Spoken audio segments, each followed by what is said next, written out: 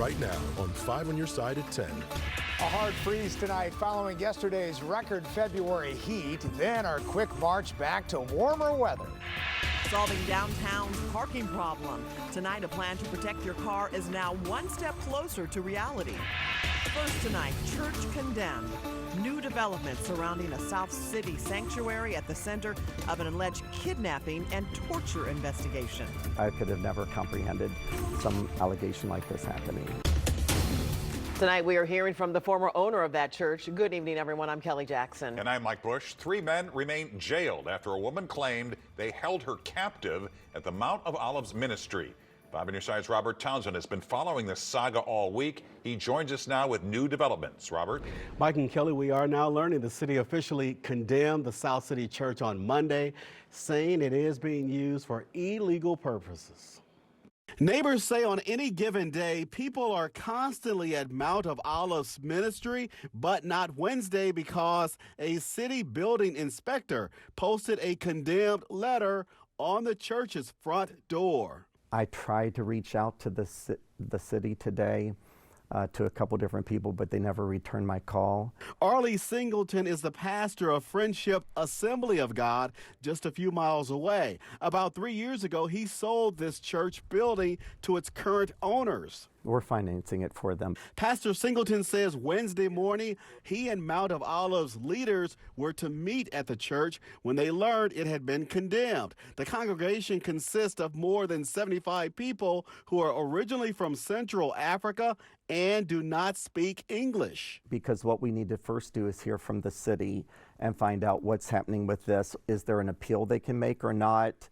Do they need a lawyer or not? The condemnation letter said an inspection found the church was not being up to code and that the building is used or intended to be used for purposes which are illegal and may endanger the health and safety of persons. It comes 4 days after a woman told police Saturday morning 3 men kidnapped, beat, and tied her up with ropes in a room at the church. I could have never comprehended some allegation like this happening.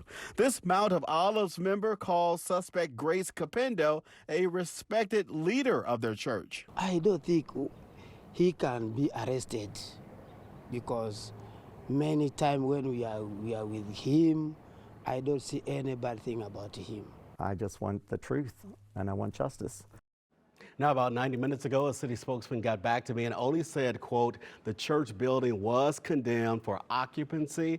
Connor Kerrigan says he will have much more to tell us in the morning. Robert, thanks. Tonight, 2 women are facing sex trafficking charges in St. Louis County. They're accused of recruiting and taking a 16-year-old to participate in sex acts at River City Casino. Investigators believe there could be more victims. St. Louis County Police say a 16-year-old victim had been recruited by Angel Henderson from Florissant and Mac Mitchell from Memphis. Mitchell is still not in custody. The 2 women are accused of harboring, transporting, and recruiting the victim to participate in sex acts with various men at River City. The casino spokesperson confirms with 5 on your side that a worker noticed something and alerted authorities. A former Lindenwood University hockey coach is admitted to sexually abusing 2 minors and recording the acts. James Lambert pleaded guilty in federal court today. The investigation found he assaulted a youth hockey player inside a family bathroom at the Centene Community Ice Center in Maryland Heights. Lambert was sentenced in June and faces 50 years in prison.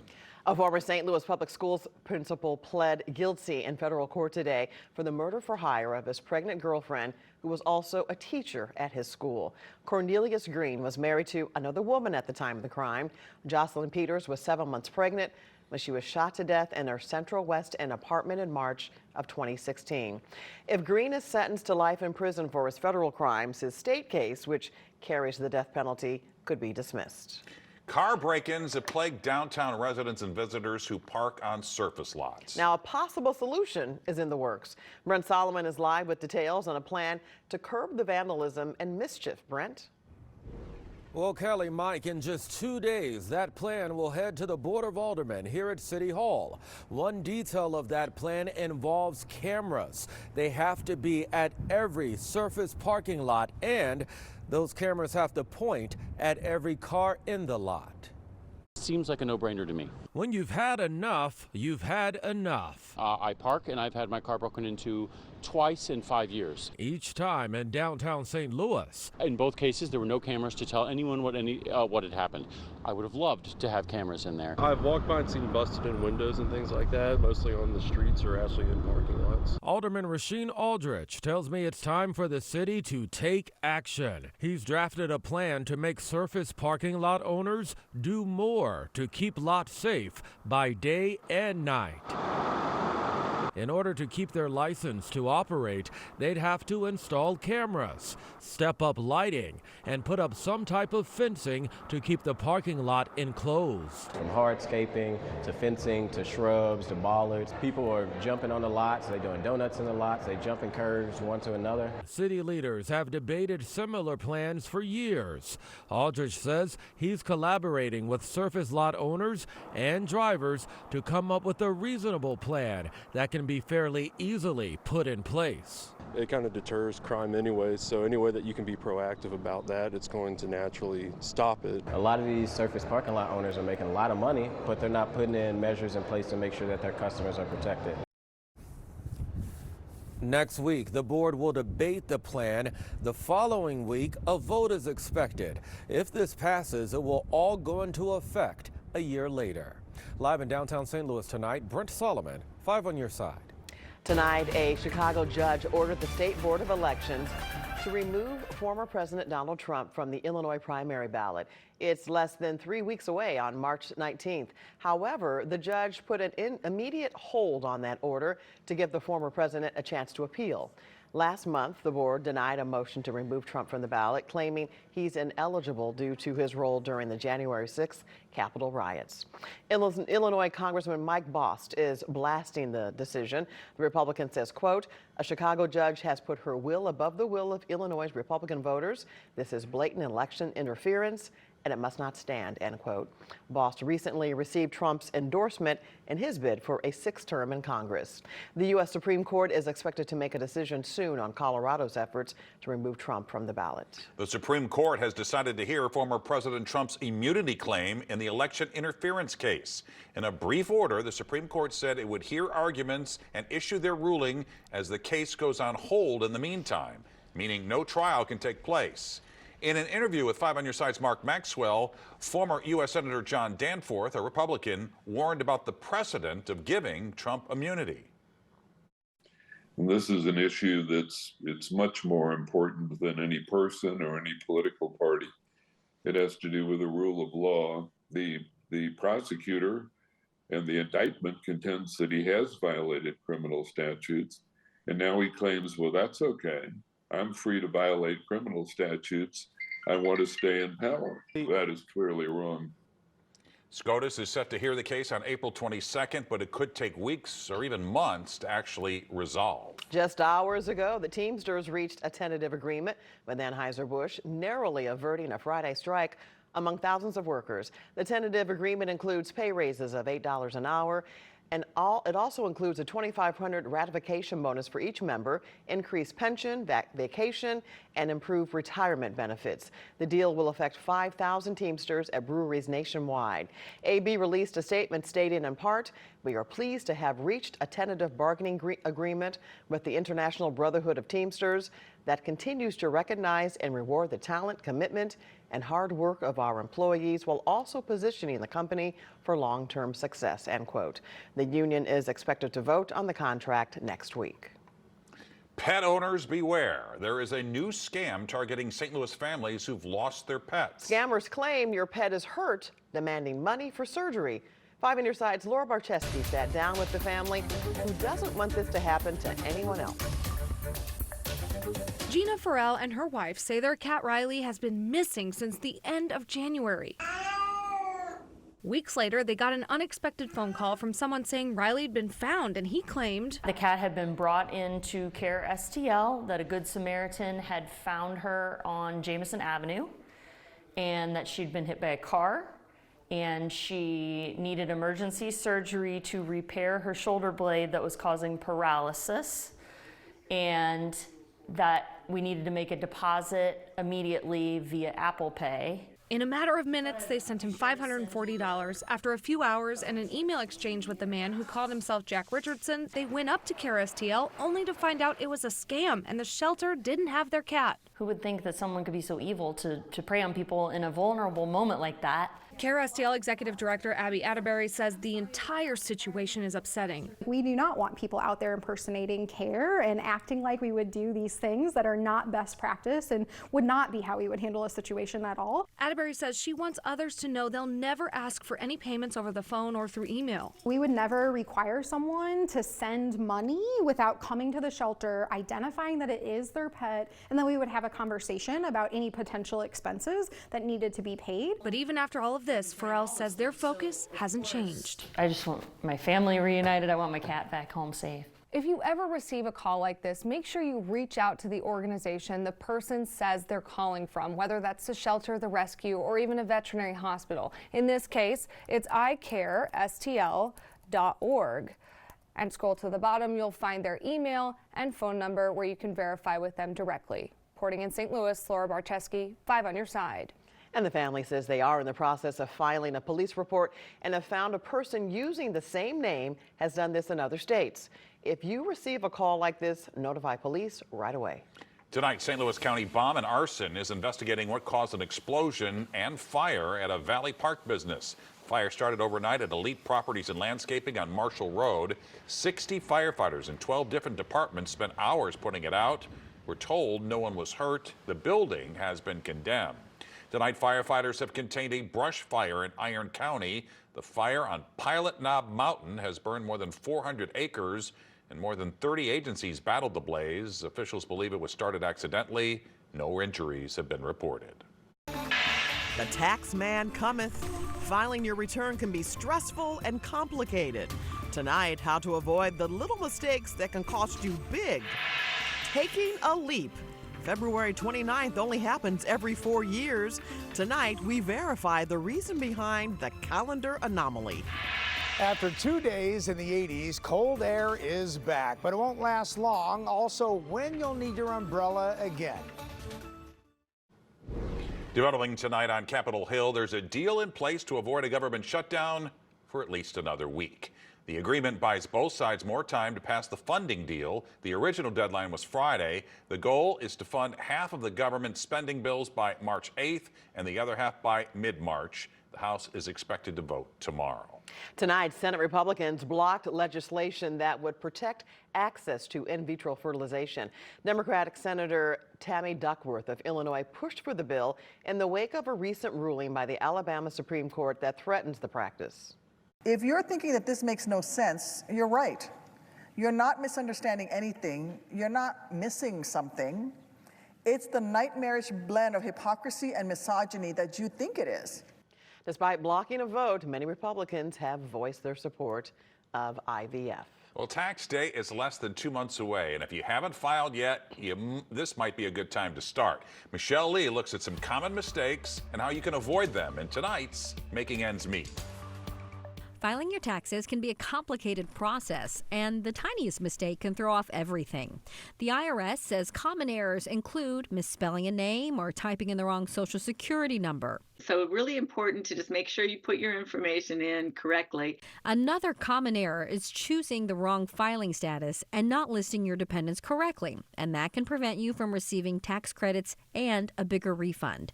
Typically, your marital status on the last day of the tax year determines your status for the entire year, and filing jointly can mean a higher refund.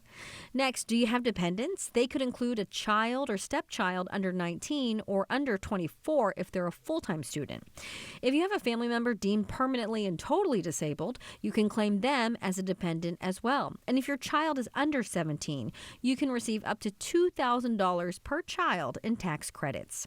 I would just encourage people that have kids that are under 17 to still file and get that credit. Using tax software like TurboTax or H&R Block can help guide you through this process. Confer with a tax professional or use, tax software where it's going to guide you through and make those calculations correctly. If you file early and happen to make one of these mistakes, you'll still have time to fix it. In some cases, the IRS may even notify you about the error.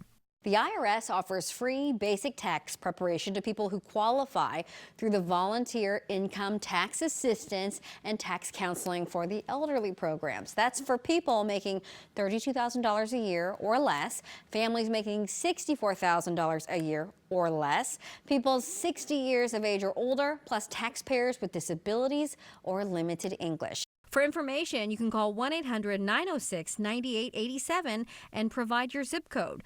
You can find this information by searching for this Making Ends Meet story on KSDK.com. Michelle Lee, 5 on your side. Yeah, today is February 28th, but tomorrow is not March 1st. That's because 2024 is a leap year. Tonight, our Verify team looks into why we add a February 29th to the calendar every 4 years. Here's Ariane Detail.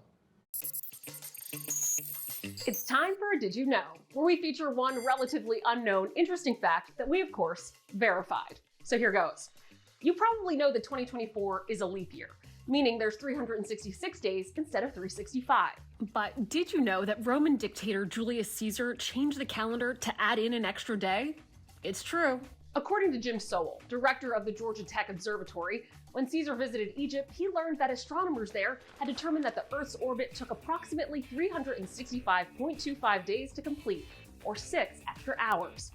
Caesar changed the calendar, deciding that every 4th year would be a leap year, adding one more day to February. Experts say this is the basis of the Julian calendar, and why we now observe leap year. Now, if we didn't have leap years, experts at NASA's Jet Propulsion Laboratory say our seasons would dramatically shift. After only a century without a leap day, summer wouldn't start until mid-July. With your Did You Know, I'm Ariane Till. A leap day every 4 years is actually an overcorrection. To solve that, they're skipped in the century years that are evenly divided by 400. Did you get that? That's why we still had a February 29th in the year 2000.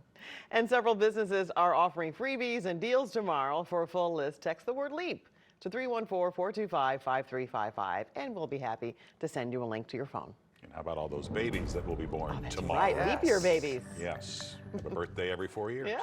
It's Meteorologist exciting. Jim Castillo joins us now. He's in for Scott with that weather first forecast, which has been up and down and up and down. What a roller coaster ride. Yeah. Although likely the hottest or the warmest February we've ever had. So there you go. The other day it was But it 86. didn't feel that way today. No, it finally got windy again. Felt like winter. This morning it was 26 for the low. So let's check that out. You know, yesterday 86, 26 for that low. That's 60 degrees, but 42 was the high. Not bad. And about 50 is the average. 32 is the average low. Now that wind was up. It's a northwest wind. Some of the gusts as high as 47 miles an hour throughout the day, but now that wind is relaxing. So the headlines tonight, a hard freeze, and then this weekend coming up, if you don't like this cool weather, which is still above average temperature-wise, you're going to love this weekend. Right now, down Market Street, there's the arch. It looks tiny, doesn't it? But it's huge in the background there. 31 degrees at the moment. And Chicago at 25, they had problems with tornadoes last night. 5 reported there. Here there was 1 tornado warning just east of Effingham and right out of the viewing area, but that's all gone. So we're clear tonight, lighter wind and low and mid 20s for overnight low temperatures. Then we're watching this, a little bit of cloud cover you notice in southern Missouri. Well, let's go ahead and zoom into Texas. There's an area of low pressure here and a little bit of rain starting to move into Dallas and also San Angelo, Texas. So we'll watch that future cast and look what happens. It's mainly sunny tomorrow, but tomorrow night and into early Friday, a little mixture of rain and snow. Yeah, we may see that between 4 a.m. and 9 a.m. Shouldn't add up to too much, but don't be surprised if you see a couple of snowflakes out there and maybe just a little bit of accumulation in the grassy areas and a couple of spots, but again, just very minor. And then as we get into tomorrow, by the way, before we see the cloud cover push in, low 50s for highs and a light south wind. Friday after that, morning moisture about 57, but check out that weekend forecast. There it is, 71 on Saturday. It is breezy and sunny as we get into Sunday. Oh my gosh, I can't wait for that. I'm off. 79 degrees for that high temperature. All right, and then it does look rainy off on it. Yeah, let's do some brunch, but off and on rain as we get into next week, but still above average temperatures. Once again, you're going to go to brunch and not invite. We will invite you Frank. and Claudia. Yeah. Maybe not Frank. No, just kidding. Frank's here with sports. Everybody in action tonight: Blues, Tigers, Billikens, and Cardinals. And I've edited all down to one nicely edited sportscast. You can be the judge of that. We'll be right back.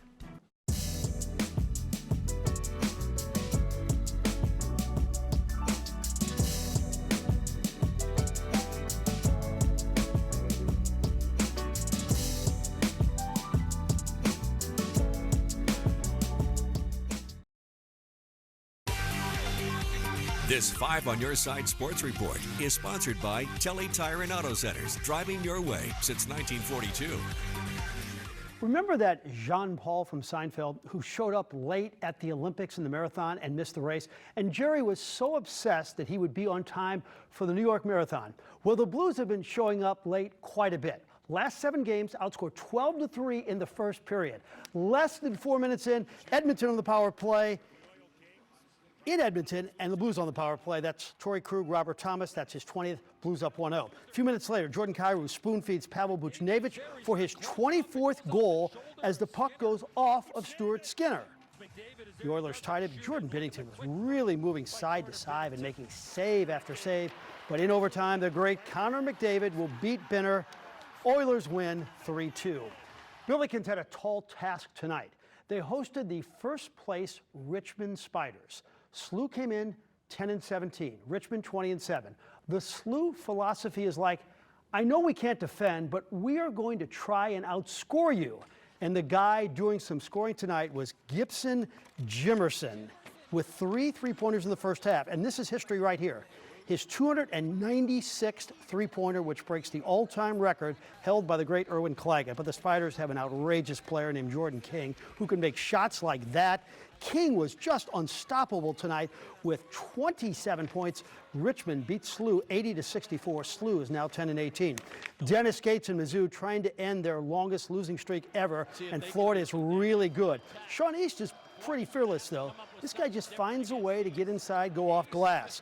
Mizzou's hanging around. Connor Vanover, a 3. He's 7'5". Mizzou down 66-65. But Tyrese Samuel was a man amongst boys. He had 28 points. The losing streak is now 15. Florida rolls 83-74. Tigers 8-20. The always intense Brad Underwood in Illinois hosting Minnesota. Get this. Illinois scored 48 in the first half, shot 58% from the field. Terrence Shannon Jr., he is so good. And this is one of the most efficient offenses in the Big Ten in decades. Marcus Domask, he made it look easy.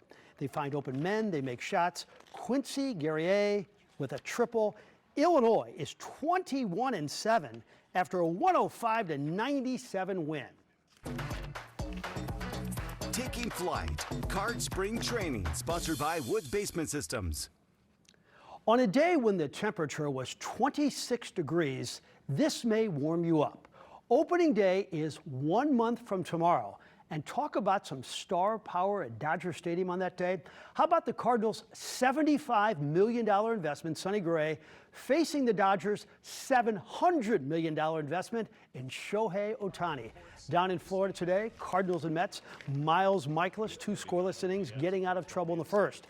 But the Mets played long ball after that. Pete Alonso delivers off JoJo Romero, and it's Mets 1-0. In the fifth, Trace Thompson will go off Kyle Leary to the deepest part of the park. Only 5 hits for the Cardinals as the Mets win it 3-0. Dylan Carlson went 0 for 3. Here's Mike Claiborne's take on Carlson's role on this team. Defensively, there's no problem there. The offense has really been a problem for him. He's yet to really have some really solid at-bats, especially from the left side, and I think that's the big concern. So it's one of those situations where you decide, do you want better defense versus better offense? I know some pitchers who would rather have a guy who can go catch the ball in the outfield. We will have a powerful and emotional Sports Plus Sunday night. Kelly Chase and his courageous battle with leukemia, and the story of a former Pro Bowler named Irv Goody from the football Cardinals. His life in the trenches and the price he paid for it. We'll take a break, and we're coming right back after this. Downtown St. Louis gearing up for a big St. Patrick's Day celebration. It all kicks off Saturday, March 16th with the St. Patrick's Day Run. The parade will march down Market Street starting at noon. And new this year, the Leprechaun Lounge. It's a VIP experience that includes free food, drinks, live entertainment, and prime parade viewing. Tickets are $95. And there you have it, 5 on your side at 10. The Tonight Show starring Jimmy Fallon is next. Be sure to start your day with Today in St. Louis. That starts at 4 a.m. Have a great tomorrow.